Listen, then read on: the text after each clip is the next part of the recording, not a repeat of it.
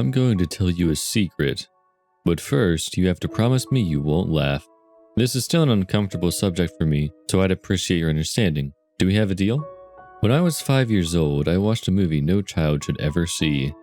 I don't remember much about the circumstances of my viewing other than that it was at the house where my family lived, late at night, in the dark with only the television providing light.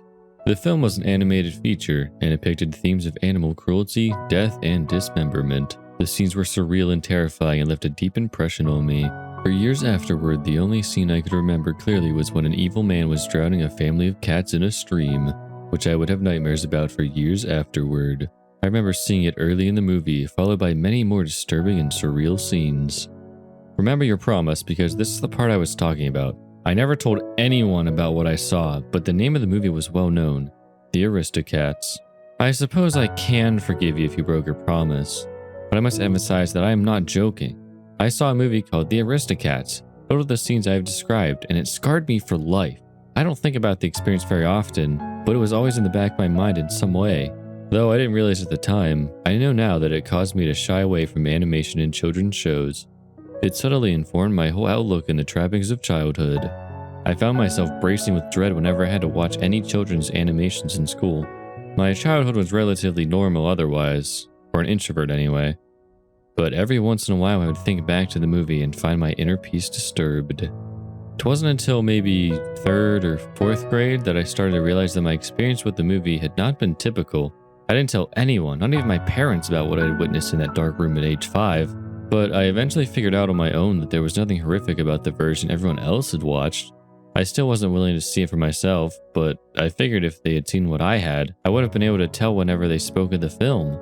Anyone who had anything to say about it seemed to consider it either a nostalgia classic or unremarkable.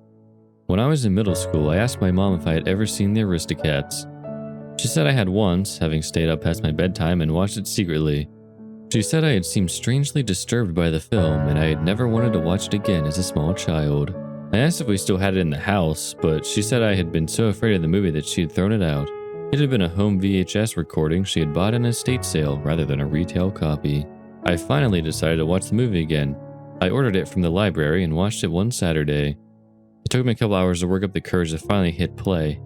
I found it to be a wonderful film. Immediately, I realized that whatever I remembered seeing at age 5 had nothing to do with this movie. There was no graphic violence, no psychedelic scenes, nothing that should have traumatized me as a child. And yet, what I'd seen all those years ago definitely shared elements with this movie. The kittens and their mother were drugged and kidnapped, not drowned, but I instantly recognized the moments leading up to this divergence, and almost had a flashback to the cartoon drowning I had witnessed. I was hoping to find closure, but instead I was more troubled than ever. There was no question in my mind now that I had viewed some awful and perverted version of this classic film. I told one of my friends about it a few days later. I didn't let him know how convinced I was of what I had seen as a young child, instead simply relating it as a vague and confused memory like, hey, the other day I saw The Aristocats. I used to be terrified of that movie because for some reason I thought I saw gore scenes and cat drowning when I watched it at 5 years old. Funny how your memory plays tricks when you're that age, isn't it? He told me about the movie Felidae. He explained that it was an animated movie about cats with a similar animation style that contained graphic gore scenes and was definitely not for children. He said maybe I had somehow seen that movie instead of The Aristocats. I streamed and watched Felidae. I saw what my friend meant about the style having the same feel as The Aristocats except for dark and bloody, but it wasn't what I had seen. I knew for sure that 5-year-old me had watched a movie with the same characters as The Aristocats, and I also knew for sure that it had contained bizarre and disturbing scenes not shown in the mainstream version. This whole thing was driving me up a wall. To try and get some kind of closure, I started seeking out and watching old children's animation that contained graphic and disturbing elements that would never be included today, such as Watership Down, the 1978 version.